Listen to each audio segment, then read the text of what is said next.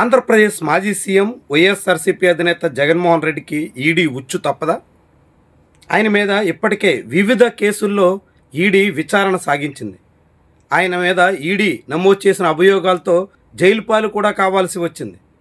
ప్రస్తుతం ఆయన ED CBI కేసుల్లో బెయిల్ మీద ఉన్నారు. ఇదంతా ఒకవైపు సాగుతుండగానే తాజాగా లిక్కర్ స్కామ్ ఉదంతం కూడా మరోసారి జగన్ మెడకు చుట్టుకునే అవకాశం కనిపిస్తోంది.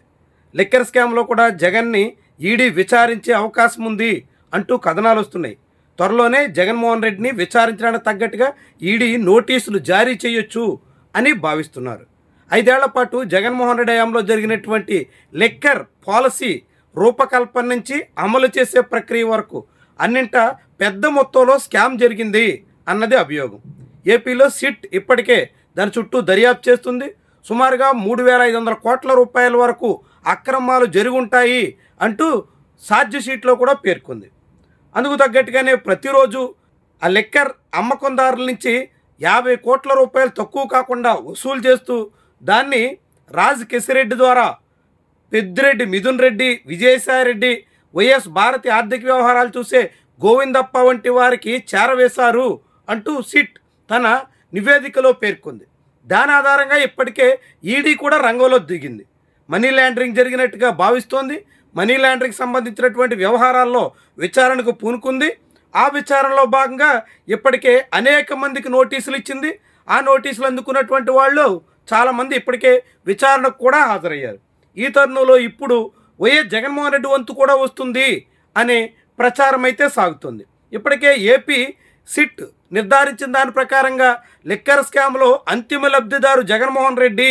మొత్తం ఎవరి దగ్గరికి ఎంతెంత మొత్తం చేరినప్పటికీ అందులో వాటాలన్నీ జగన్మోహన్ రెడ్డికి అందాయి అన్నట్టుగా పేర్కొంది. కానీ ఏపీ లిక్కర్ స్కామ్లో పెద్దిరెడ్డి మిథున్ రెడ్డి, చెవిరెడ్డి భాస్కర్ రెడ్డి ఇలాంటి వాళ్ళ వరకు అరెస్ట్ చేశారు.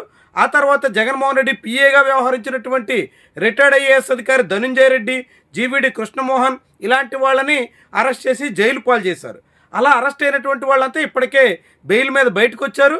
కానీ ఆ కేసులో వైఎస్ జగన్మోహన్ రెడ్డికి నోటీసులు ఇవ్వడం కానీ అరెస్ట్ చేసే ప్రక్రియకి కానీ ఏపీ సిట్ ఎటువంటి ప్రయత్నం చేయలేదు. కానీ ఇప్పుడు ఈడీ అలాంటి ప్రయత్నం చేయొచ్చు అనే వాదన అయితే బలంగా వినిపిస్తుంది. అంటే కేంద్ర ప్రభుత్వం పరిధిలో ఉన్నటువంటి ఈడీ ద్వారా జగన్మోహన్ రెడ్డిని ఇరకాటంలో నెట్టాలి అనే ఆలోచనలో కూటమి నాయకత్వం ఉందా అనే ప్రశ్న అయితే వినిపిస్తుంది. ఇటీవల కె నాగేశ్వర్ ఒక మీడియాలో చేసినటువంటి కామెంట్స్ కలకలం రేపాయి. నేరుగా పవన్ కళ్యాణ్, అమిత్ షాని కలిసి జగన్మోహన్ రెడ్డిని అరెస్ట్ చేయాలని విన్నవించినట్టుగా నాగేశ్వర్ చేసినటువంటి కామెంట్స్, దాని తాలూకా ప్రభావం అదంతా వేరే. కానీ ఇలా చాలా కాలంగా అటు చంద్రబాబు ఇటు పవన్ కళ్యాణ్ కూడా జగన్మోహన్ రెడ్డి అరెస్టు కోసం ప్రయత్నిస్తున్నారు అనే వాదన అయితే ఉంది.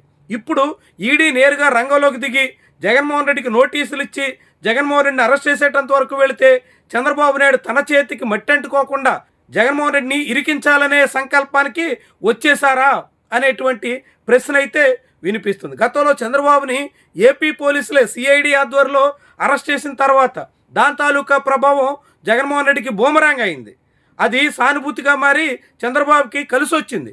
ఇప్పుడు అదే ప్రయత్నం చంద్రబాబు చేయకుండా నేరుగా కేంద్ర ప్రభుత్వం ఆధ్వర్యంలోనే జగన్మోహన్ రెడ్డి మెడకు ఉచ్చు బిగించాలి అనేటువంటి ఆలోచనతో కూటమి నాయకత్వం ఉందన్నటువంటి వాదనకి ఇవన్నీ ఊతమిస్తున్నాయి. ఏమైనా నిజంగానే జగన్మోహన్ రెడ్డిని ఈడీ విచారిస్తే మాత్రం మనీ లాండరింగ్ కేసులో ఆయనకు నోటీసులు ఇచ్చి విచారణకు హాజరు కావాల్సిన పరిస్థితి వస్తే మాత్రం అది వైఎస్ఆర్సీపీ అధినేతకి చాలా పెద్ద సమస్యగా పరిణమించడం ఖాయం. అనేక రకాల ఇక్కట్లు అనివార్యం. మరి వాటన్నిటిని ఆయన ఎలా అధిగమిస్తారు? ఢిల్లీ పెద్దలతో నేరుగా జగన్మోహన్ రెడ్డికి సంబంధాలు ఉన్నాయని, బీజేపీకి ఆయన అత్యంత నమ్మకస్తుడైనటువంటి మిత్రుడని చాలామంది ఊహాగానాలు వినిపిస్తున్నటువంటి తరుణంలో వాటన్నిటికీ తగ్గట్టుగా జగన్మోహన్ రెడ్డి ఎటువంటి సమస్య రాకుండా ఈ వివాదం నుంచి గట్టెక్కేస్తారా? లేకుంటే ఈడీ నోటీసులు, విచారణ, ఆ తర్వాత అరెస్టులు ఇలా దశల వారీగా జరిగేటువంటి పరిణామాల్లో ఆయన చిక్కులను ఎదుర్కోక తప్పని పరిస్థితి ఎదురు కాబోతుందా?